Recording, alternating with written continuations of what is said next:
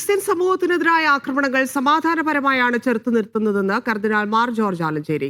അതിനർത്ഥം ശക്തിയില്ല എന്നല്ല, അത്തരത്തിൽ ശീലിച്ചിട്ടില്ല.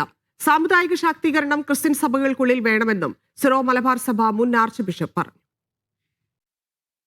ഒരിക്കലും ഒരു സമുദായ ശിഥിലീകരണം അല്ലെങ്കിൽ സമൂഹത്തിൻ്റെ ശിഥിലീകരണം കൊണ്ടുവരാൻ നമ്മൾ ആഗ്രഹിക്കുന്നില്ല. ക്രൈസ്തവർ ഒരിക്കലും അക്രമാസക്തമായിട്ടുള്ള രീതികളിൽ പ്രതികരിക്കുകയില്ല.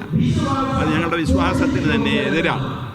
അങ്ങനെയുള്ളതുകൊണ്ട് സമാധാനത്തിനും ഐക്യത്തിനുമൊക്കെ വേണ്ടി നിലനിന്ന് നമ്മുടെ രാജ്യത്തിൻ്റെ പുരോഗതി നമ്മുടെ എല്ലാവരുടെയും ആവശ്യമാണെന്ന് മനസ്സിലാക്കിക്കൊണ്ട് ഇപ്രകാരമുള്ള ശിഥിലീകരണ പ്രവർത്തനങ്ങളെ, അക്രമപരമായിട്ടുള്ള സമീപനങ്ങളെ നമ്മൾ പ്രതിരോധിക്കുവാനായിട്ട് രാജ്യത്തിൻ്റെ ഭരണാധികാരികളോട് ആവശ്യപ്പെടുകയാണ് ചെയ്യുന്നത്.